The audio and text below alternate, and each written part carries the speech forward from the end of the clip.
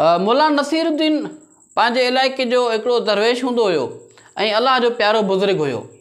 हिन खे हिकिड़ो गॾु हूंदो हुयो जंहिं ते हीउ सैर सफ़र कंदो हुयो।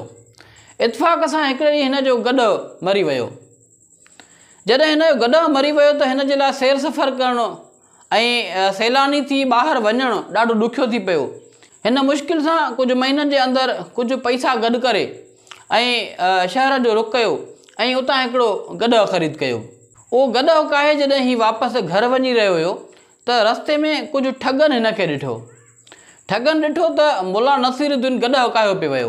उहे ठग बि मुला नसीरुद्दीन सां पोयां पोयां आहिस्ते आहिस्ते गॾिजी पिया। हिकिड़े ठग छा कयो जो गॾु जे वेझो वञी गॾु जी ॻिचीअ मां रसो कढी पंहिंजी ॻिचीअ में विझी छॾियो ऐं उहो गॾु ॿियनि ठगनि जे हवाले करे छॾियईं। ठग गॾु काए हलिया विया। मुला नसीरुद्दीन जॾहिं घर जे दर ते पहुतो पोइ हिते निहारी त गॾु आहे कोन। हिकिड़ो माण्हू आहे जंहिंजी ॻिचीअ में उहो गिराहो या रसो पियल आहे। मुला नसीरुद्दीन उन माण्हू सां मुखातिब थी चयो त यार मां त गॾु वरितो हुयो, तूं माण्हू काॾां थी वएं।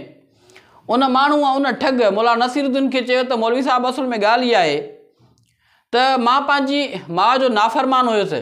हिकु दफ़े मूंखे पंहिंजी माउ पिटियो हुयो ऐं बददुआ ॾिनी हुई त तूं गॾु थींदे, उनजे करे मां गॾु थी वियो हुउसि।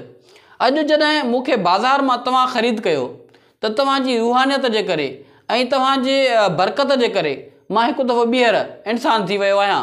बसि हाणे ख़ता माफ़ु कयो ऐं मुंहिंजे लाइ दुआ कयो। मुला नसीरुद्दीन उन ठग खे दुआ कई त तूं वञ ऐं ॿीहर पंहिंजी माउ जी नाफ़रमानी न कजां। उहो माण्हू हलियो वियो। ॿिए ॾींहं ते मुला नसीरुद्दीन जॾहिं शहर आयो हिन ॾिठो त उहो साॻियो गॾु जेको कल्ह मुला नसीरुद्दीन खां ठग फुरे विया हुआ उहो हिकु दफ़ो ॿीहर विकिरो थियण जे लाइ बाज़ार में बीठो हुयो।